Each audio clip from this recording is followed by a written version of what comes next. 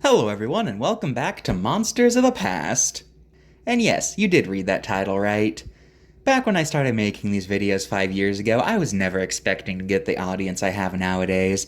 I was pretty much just making these videos for me and my family, and to celebrate the then upcoming 20-year anniversary of the cards that I'm reviewing.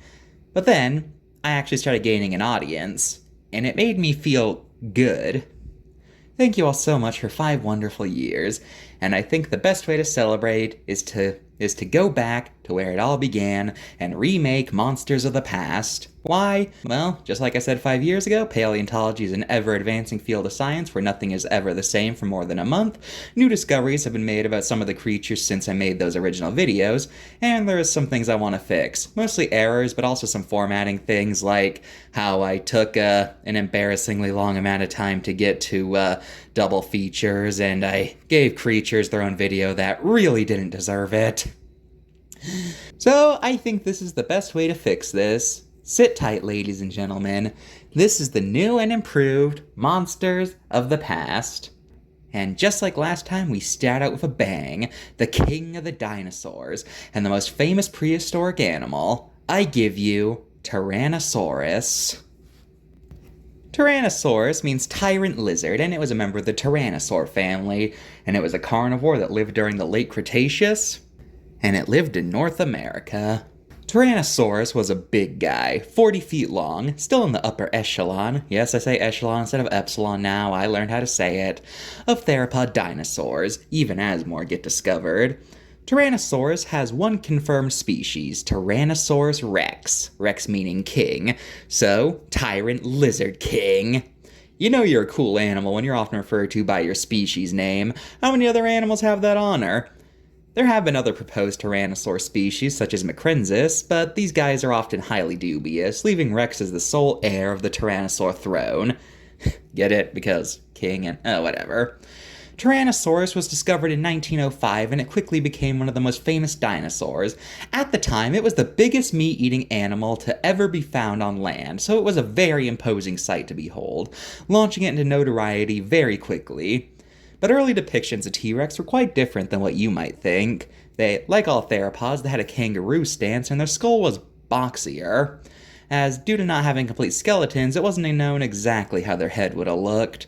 But eventually more fossils were discovered, and it was found that T-Rex had a big, long head. And in 1990, we found Sue, which to this day is the most complete T-Rex skeleton.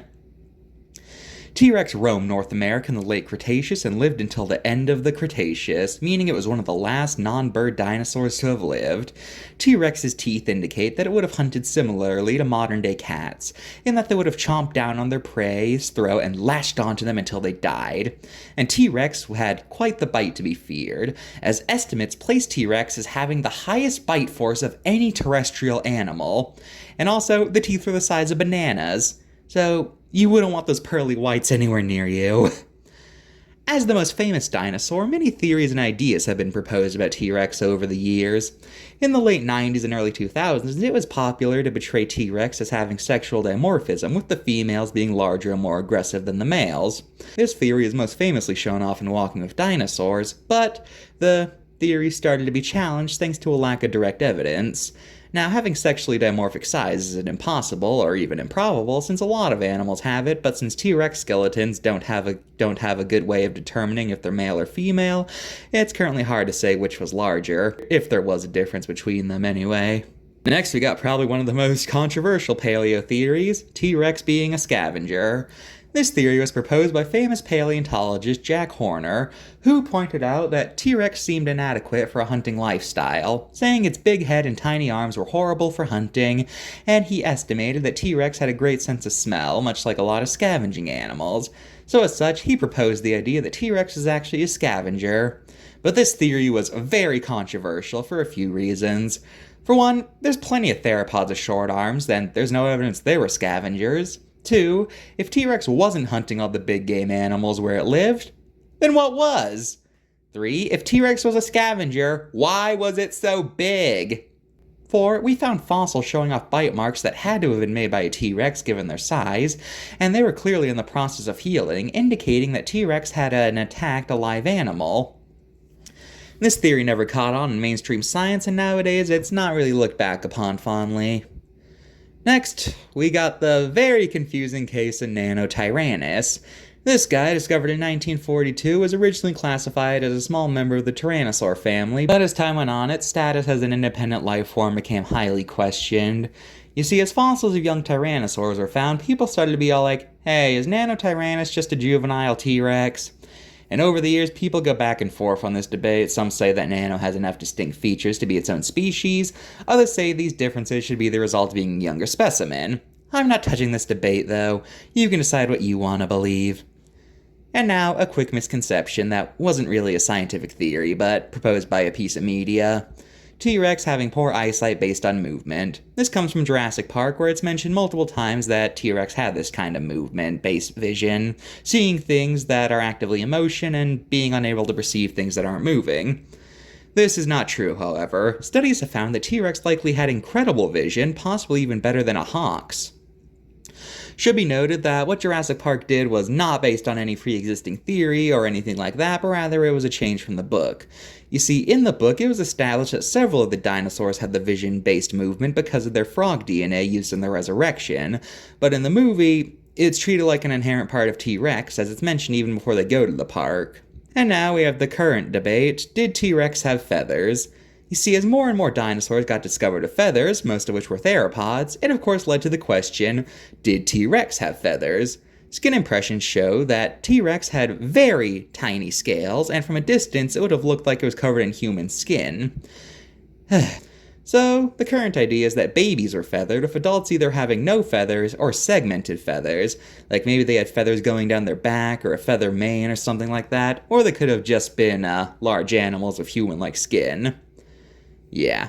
T-Rex was a member of the Tyrannosaurs, a group consisting of a bunch of big boy theropods. In the Americas, T-Rex had relatives like Gorgosaurus and Albertosaurus, which would have been like more slimmer, cheetah-like predators to the T-Rex's bulky lifestyle.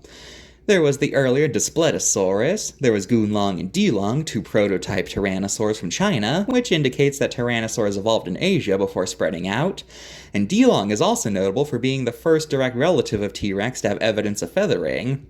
Speaking of feathers, there's Eutyrannus, also from China, which is notable for being the largest dinosaur with direct evidence of feathers, indicating its habitat must have gotten pretty cold if even the large animals needed a body covering.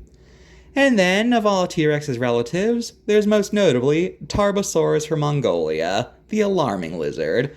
This guy's notable for the fact that ever since its discovery, there have been debates of if it should be its own genus or a species of tyrannosaur, being a lion-tiger thing. Same genus, different environment. But it is currently considered its own genus thanks to some characteristics that make it distinct enough from tyrannosaurs. Overall, the Tyrannosaurs are a fierce brand of some of the most feared dinosaurs of all time, and it makes sense that even after all this time, they're still considered the kings. Now, let's look at the cards. For Tyrannosaurus, this card makes the common mistake of spelling it T-Rex instead of T.Rex. Also, Rex shouldn't be capitalized since only genus names are capitalized. Its scales are too big since skin impressions show they would have been hard to see unless you were up close. And also, 66 million years is now considered to be the time when dinosaurs went extinct, not 65. It also has a shrink wrapping problem, as on a healthy T-Rex, you probably wouldn't be able to see that divot right there on its nose. So, I give this card a 6 out of 10 in terms of holding up to today's standards. For Tarbosaurus, first off, not really a fan of the color. I'm glad that this series doesn't do that thing where dinosaurs are either gray or a dark green, because I've always found that a pretty lazy way to design dinosaurs, but blue is not your color. Anyway, it twice claims it was larger than T-Rex, despite the reverse being true. At one point, it says it slashes its prey with its teeth, when tyrannosaurs probably use their teeth for holding and not slashing like what other theropods did, and we have pretty similar shrink wrapping problems, so 7 out of 10. Well, that's Tyrannosaurus Rex for ya.